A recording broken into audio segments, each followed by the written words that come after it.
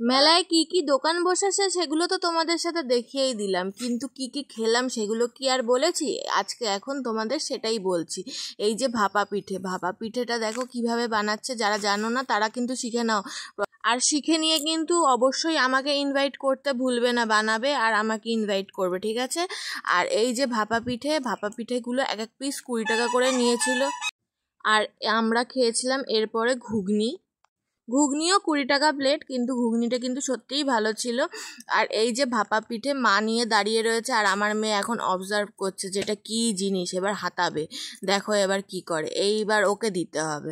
ও নিয়ে এটাকে চটকাবে, খেতে তো পারে না, এবার এইগুলোকে নিয়ে চটকাবে। কি এই জিনিসটা আমরা খাচ্ছি, তার মানে ভালো জিনিস নিশ্চয়ই, ওর খাবারগুলো তো খারাপ জিনিস, আমরা ওকে খারাপ জিনিসই খাওয়াই। আর এই যে বাবা, বাবা খাচ্ছে, বাবা খেয়ে বললো বেশ ভালোই খেতে, আর মা হাতে নিয়ে দাঁড়িয়ে রয়েছে। মা নিয়ে, বেচারা মা হাতে খাবার কিন্তু খেতে পাচ্ছে না। আর আমার মেয়ে একটুখানি খেয়ে খেয়ে বলছে না না আর খাবে না, তার মানে বাবার খাওয়া হয়ে যাওয়ার পর কিন্তু আমরাও খেয়ে নিয়েছিলাম বাবার কোলে দিয়ে মেয়েকে। আর সত্যি কথা বলতে মেলায় জিনিসের এত পরিমাণ, খাবারের দাম, 20 টাকার 7টা ফুচকা, 20 টাকার নিচে কোনো কিছুই নেই। আর মানে সত্যি কথা বলতে এত দাম হয়েছে, আমরা সেরকম কিছু খাইনি, শুধু ঘুগনি খেয়েছিলাম আর ভাপা পিঠেই খেয়েছিলাম, আর বাইরে বেরিয়ে ফুচকা মোমো খেয়েছিলাম।